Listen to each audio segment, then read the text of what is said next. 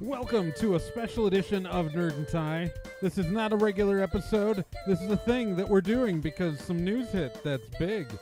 And so we're breaking our schedule like people and doing what people often do. I am, of course, Tradorn, and joining me, as always, are the magnificent Genproc Up. and the ever-mysterious Nikazumi. Who knows what evil lurks in the hearts of men? I might, for a price. And we are meeting here today because listeners of the podcast who were not expecting an episode at all this week, Ta-da! Surprise! we're doing Take this that. kind of mini episode because big news hit that we weren't expecting, because somehow for once the universe didn't disappoint us like we expected it to.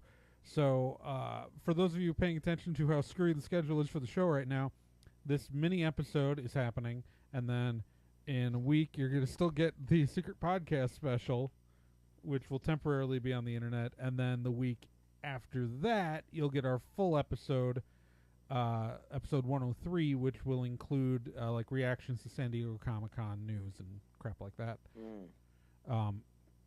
It's very excited, but we should introduce the story as to why we decided to go insane and do an episode today.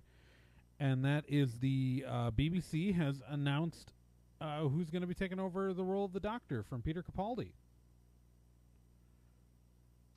Yay. And it's not who any of us expected in It's the best not- way possible. Yeah, no, it's for the first Benedict Cumberbatch! Ah! time. No. No! Oh. Every time someone brings up that idea, an angel loses its wings.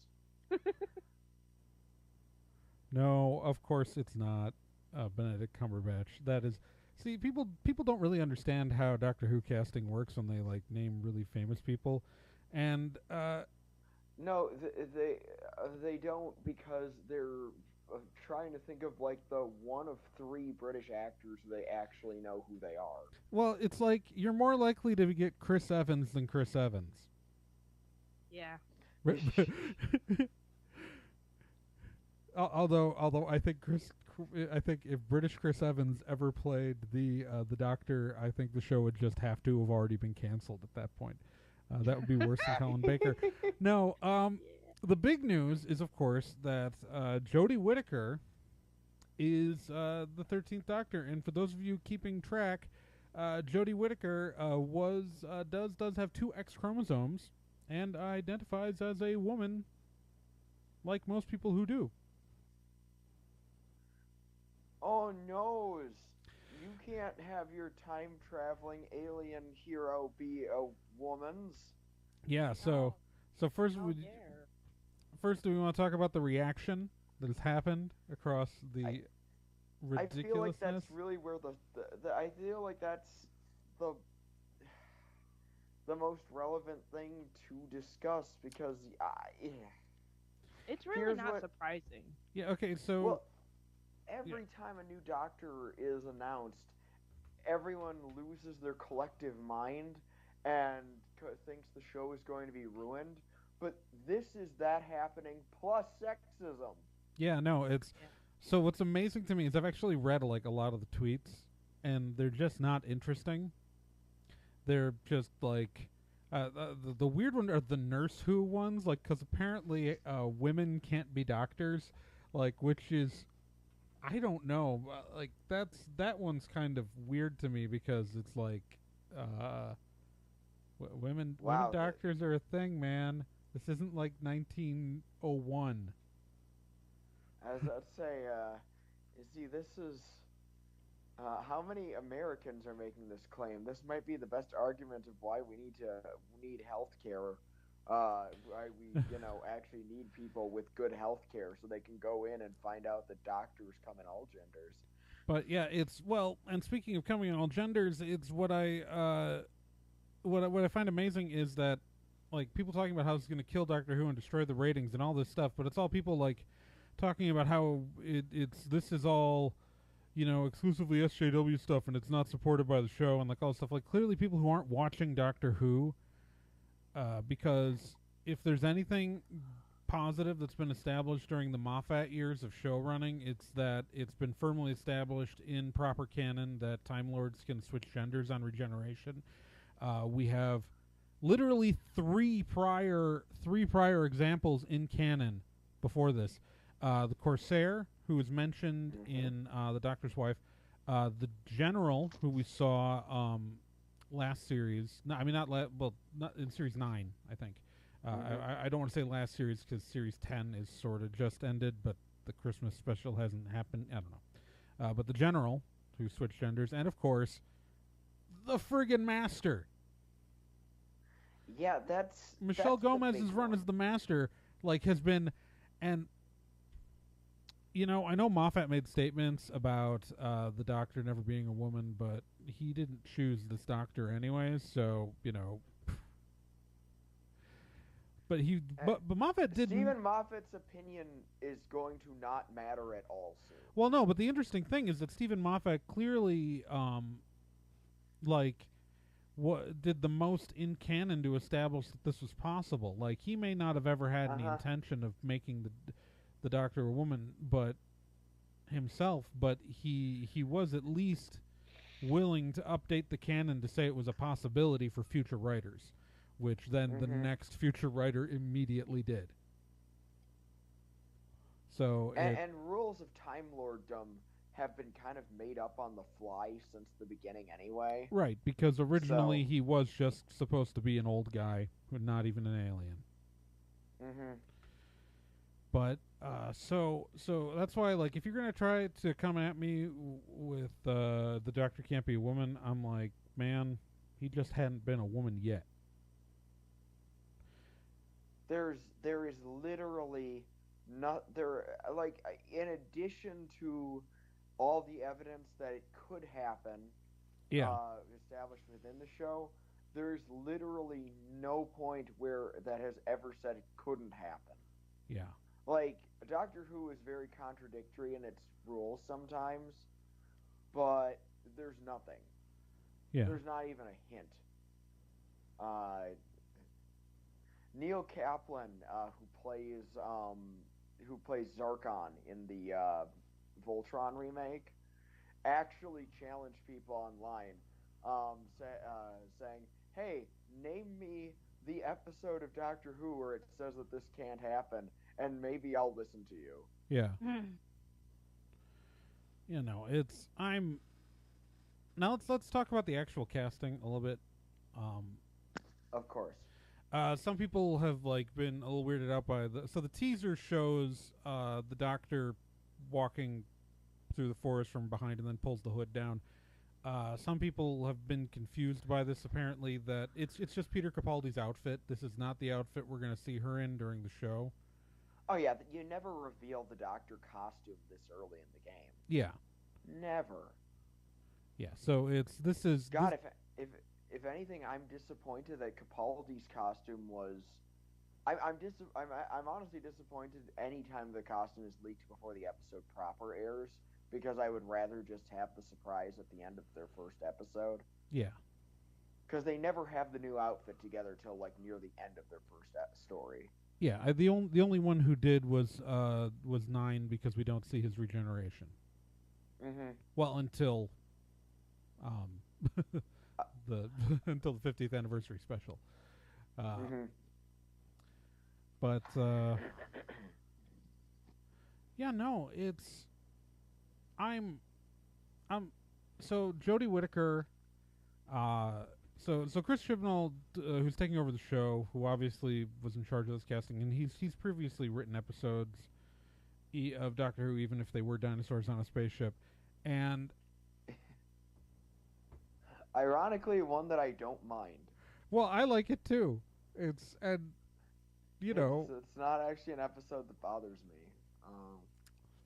Well, to be fair, it's because it delivers everything it promises. And that episode was from the really uneven half of Series 7. Yeah, so, that's from the part of Series 7 where we're like, oh my god, what, like, even those of us who like the Ponds were like, oh, just go already. Mm-hmm. Like, that was rough. But,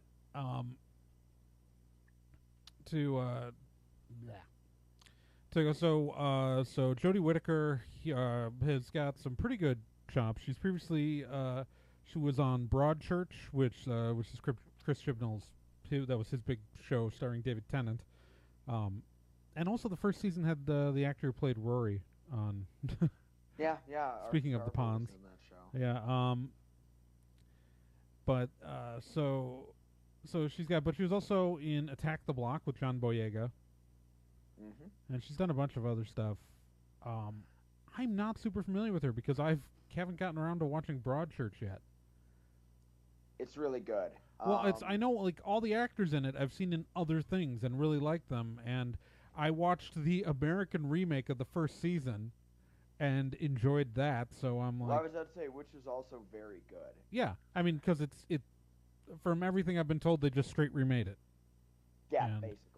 And I mean, since they also then just straight brought over David Tennant to play the part again, like.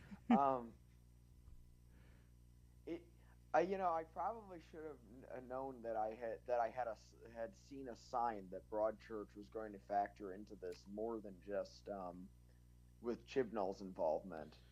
And that was not long ago. My Netflix queue told me, if you liked the IT Crowd, you should watch Broadchurch. Well, the funny thing is and that I looked at my TV and I said, yes, TV. If I liked an office comedy show, I'm definitely going to enjoy David Tennant crying in the room of a murdered little boy. Well, the funny thing is it's that like the same show. The funny thing is that when people were trying to judge the favorites, the big favorite for being the first woman doctor was not Jodie Whittaker, but was Olivia Colman, who is also on Broadchurch. Mm-hmm. She was big, and I think Olivia Colman, like, if you've ever seen Green Wing, she's like, her comedy chops are just out of the park. Like, she's a phenomenal actress. I think Whittaker looks really heroic, though. Well, no, like, it's like the one. I mean, I know we can't be judging her status as the doctor yet from the not even actual clip of her. But I love just she has a very heroic profile, and I like that. Oh no, I am completely on board with this. I think she looks cool. I mean, we don't know what her outfit's gonna look like, but waiting with bated breath. I really want it to be like a Fifth Doctor style. Like that's in my heart of hearts. That's what I want. Something akin to the Fifth Doctor. But that's just me. Like, she doesn't have to wear the celery. But I'm really excited because she's young enough to do the running, jumping doctor stuff. You know, she's I think 35. And I also patiently await Character Options, the British toy company, doing the right thing and announcing a proper 6-inch action figure too. Not that I'm going to get OCD and really bothered if I don't have all of the doctors represented on my shelf, but I will. So I hope they do that. She was born in 1982. She's born the same year as my brother. She's 35 right now. Which is 35, which makes her younger than most doctors, but she's older than Matt Smith was when he played the part, and he was super young. Yeah, he was. I'm older than Matt Smith was when he started that part. Yeah, although, you know what? Matt Smith, I think, was actually perfectly fine in the role because he played him older.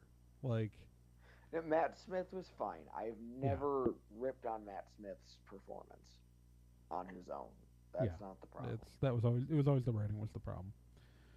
So it's yeah, I'm excited. I think she's a solid actress. I think she's a solid choice. I think the people who are claiming it's PC or whatever can just go like crawl back into the holes that they're in because they're clearly not watching Doctor Who already. I would say if they're actually making those complaints, then they don't understand the show in the first place. Yeah. Again, what are your thoughts? Since we dragged you onto the microphone. Well, um, what I think is really cool with just the reaction I'm seeing is I'm actually seeing a lot of people saying like, "Oh man, I lost like I fell off the bandwagon a long time ago, but this might make me come back." Yeah. And I think that is phenomenal. I think that's really cool. I That would like say this is probably going to get a lot of people back onto the bandwagon. most of my friends who stopped watching Doctor Who were women who just didn't feel like what Stephen Moffat was writing was offering them anything. Mm-hmm. So basically, yeah, that this could be good for the show as far as ratings go. Well, yeah, I know ratings have been flagging in the last few years. And it totally took that year off just because of the Olympics and That was a stupid idea. We said that on the show before, but that was a stupid idea. Oh, I think it was an idea of trying to get people to want to miss the show. I don't think it was a good idea, but I think that was their bizarre. Like, the only other time Doctor Who had been taken off the air in the new series was just because they wanted to hold on to David Tennant for a little while longer. It's Mm-hmm. and that made sense to me because he was incredibly popular in the part, and they just And it gave us a half season of fun specials. So yeah. Well, it gave us like a quarter season of fun specials and then a quarter season of other things that happened. true. I'm sorry, I can't get behind Waters of Mars no matter how much I want to. I just can't get into that episode. You're the only person I know who doesn't like that episode. I like it. It's just I don't love it. Like, I like the ending. Like, I like the message at the end. Mm-hmm. But I don't like the Doctor so much throughout the episode, and I want to like the Doctor. I don't think you're supposed to like him in that episode. That's why I don't like the episode. Well, it's just, you know what it is? Because it's like, I'm not going to say it's not good. I don't enjoy it. That's like, fair. Like, I don't enjoy going back. And then, oh God, what's the one with the bionic woman in it? And I say that as in the actress who played Planet of the Dead. Planet of the Dead. That one had like good actors and good moments, but a really forgettable plot. I enjoyed it. I enjoyed that one more because I liked the characters, but I remember more about the personality of the characters than I do like the events of the episode of the special. You know what I mean? Yeah, well, I also freely admit that I have a very soft spot for the David Tennant specials season, if that's what we want to call it. Yeah. Because when they aired / when I was watching them was a very trying time in my life, and the Doctor Who specials were one of the only things that kept me going. Okay. Like I rewatched the Next Doctor more times than I love the Next Doctor. And I hate when people list it as one of the worst episodes of the new series. Oh, I love that episode. That episode literally saved my life. I'm not using hyperbole. I was in my worst spot of my adult life, and that episode saved my life. I just thought it was really fun. I don't have a life-saving story. I just really enjoyed that episode because it's fun and it's super it's more fun. ridiculousness of the Cybermen, and the guy from Nanny McPhee is in it, and yeah. Yeah, and I don't I love the next Doctor. I think that one's great. Um, like, yeah, no, it's and the two-parter at the end there. That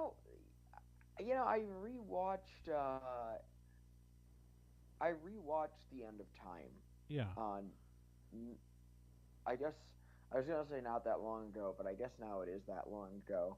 And I feel, if anything, that one has aged better than a lot of people give it credit for.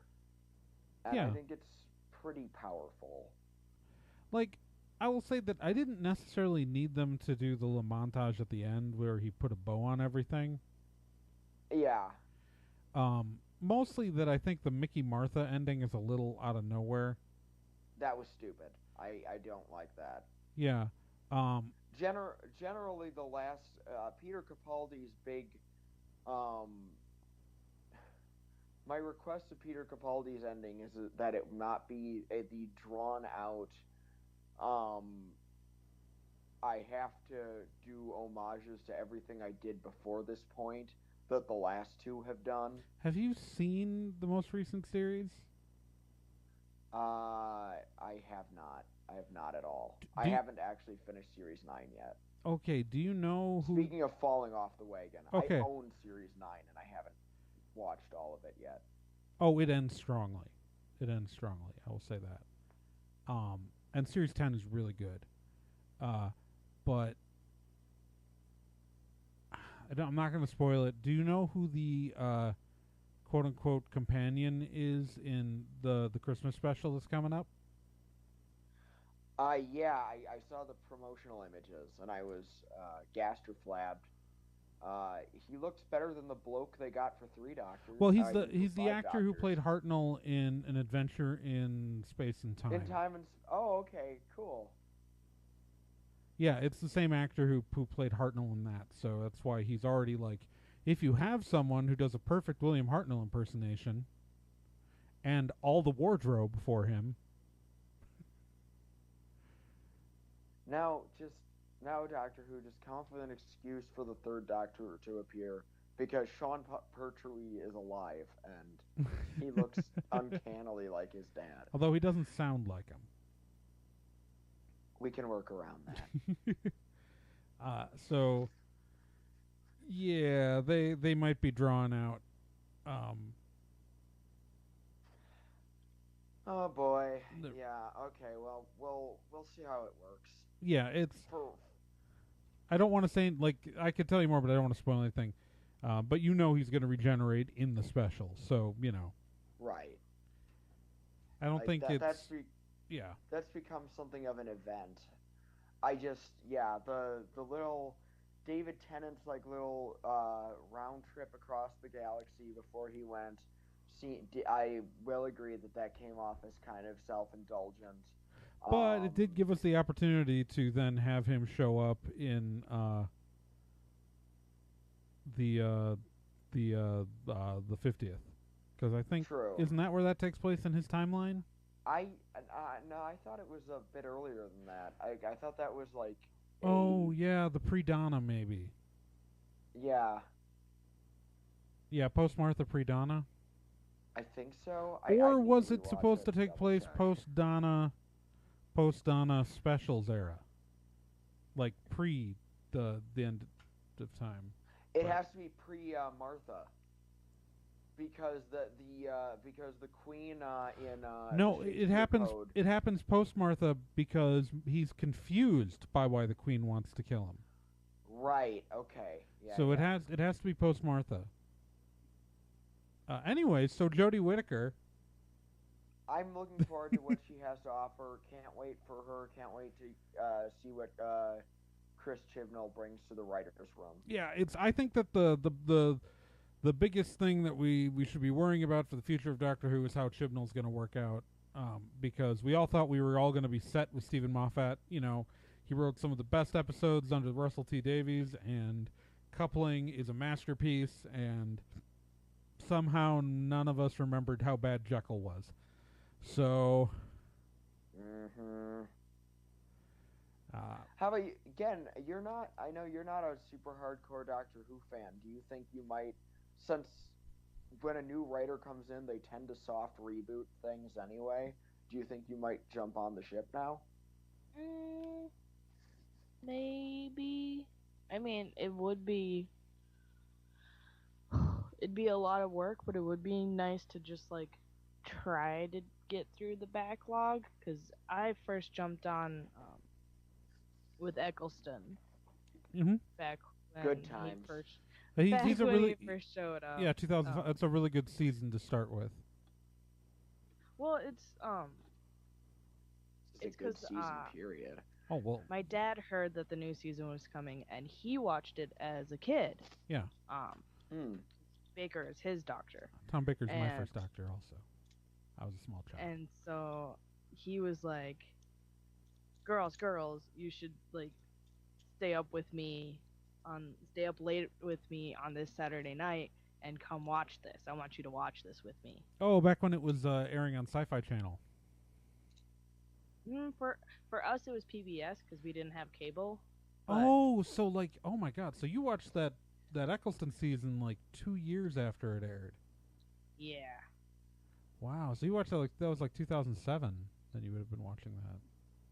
Probably. But the fan base wasn't quite as rabid at that point, so it still seemed like a new thing for a Well, lot of well, it PBS was. viewers. Well, okay, because Yeah. we've got the weird thing where, like, I, of course, the instant I found out Doctor Who was coming back, stole it off the internet immediately, Did. which is why the version of Rose I watched, actually, like, the version that I had, like, watched for a really long time was always the version with, like, the audio error. And because there was when they aired that first episode of Series 9 on BBC, they had a weird studio error where they accidentally cut in like audio from another program during one of the like key chase scenes with the Autons.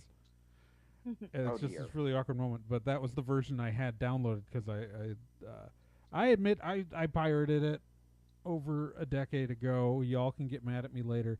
But so the process when those episodes came out is that I would pirate them, then I literally would burn DVDs for my parents, who are massive Doctor Who fans. And so I did that for the first two series, and because the first two series aired, I think the second series was airing when they started airing the first season in the U.S. A year later, and then I stopped after like series 2 because like they actually aired it soon enough. But like I did that with Torchwood also for my parents because they were not quite as like I would literally download episodes of Doctor Who in Torchwood. I remember downloading the Christmas special. I was at my parents' house and they had dial-up, and I literally spent dear 3 God. days downloading an episode, the Christmas special. The first Tenant Christmas special I downloaded over dial-up on a 56K Dear modem God. at my parents' house because I was home from college, and like at college I had the massive high-speed OC3 connection, but Right. yeah, no, that was such a weird time. I think the Eccleston. So you've watched the Eccleston seasons again. Have you seen the Tennant seasons? Not so much, cause like for me, it was really like a lot of the shows that I used to watch. Like I used to watch, Eccleston, Doctor Who. Used to watch, Star Trek original series. A lot of those things were very much just like, oh, it's like with my dad time. Yeah. Gotcha. So I didn't really pursue them so much like after I had like gone to college. All right. At that point I was really into like exploring other avenues Yeah. of my life, but like I could definitely come back to this. So I'll say that the Russell T Davies seasons, which are the Eccleston season that series 1, and then the David Tennant seasons, which there are 3 of, and then there are the specials. Those are all pretty much worth it. There's some hokey moments because Russell T Davies is a goofy guy, and if he can make fun of Big Brother, he's gonna. Well, you've seen the Eccleston season. Yeah. Yep. It's That was good. but tonally, it's pretty solid throughout. I will say that if you want to try to slog through the Moffat run, the second half of Series 7 is decent. Once just skip the ponds. Well, I just feel like it'd be something that Eric and I would put on in the background. Yeah. So that the episodes that are good, we'll sit down and watch, and the episodes that aren't so good, we'll do other stuff while they play. Yeah, because I'll say that I enjoy those seasons, but Nick hates large swaths of them, and I think all of Nick's reasons are justified. I just still like them, but I probably wouldn't rewatch them. Yeah. But I'll say that the second latter half of Series 7 is decent. I like Series 8 and I like Series 9. And I definitely have Series 10 is the best series that Moffat did. Period. What I watched of Series 9 I really liked. I'm looking forward to 10. Yeah, I'll get around to it soon. I feel like Series 9 is I enjoy a lot, but it's still kind of drenched in that constant need to turn everything into a mystery that Moffat has. That's all still centered around, if not the Doctor, then Clara. It's a whole melodrama thing. Series 10 is much more lighthearted, and so I kind of like it more. But that makes sense. I'm still just jumping for joy at the. Also, Series 10 gave us our first multi-master story. That's what I was gonna say. I'm really jazzed just for that multi-master story and my beloved '60s Cybermen. Then you get that's all the same episodes. I know. I'm super jazzed for it. Oh my god! And they're also those are the best episodes of the whole season. That 2-parter. Oh god. Yes. Fantastic. At this point, I don't know if there's really much else to say, really. Yeah, Jodie Whittaker, yay. We should probably... We filled a half hour. Goal accomplished. So, it's... thank you guys for tuning in to this mini podcast version of Nerd and Tie. I am and have always been Trey Doran.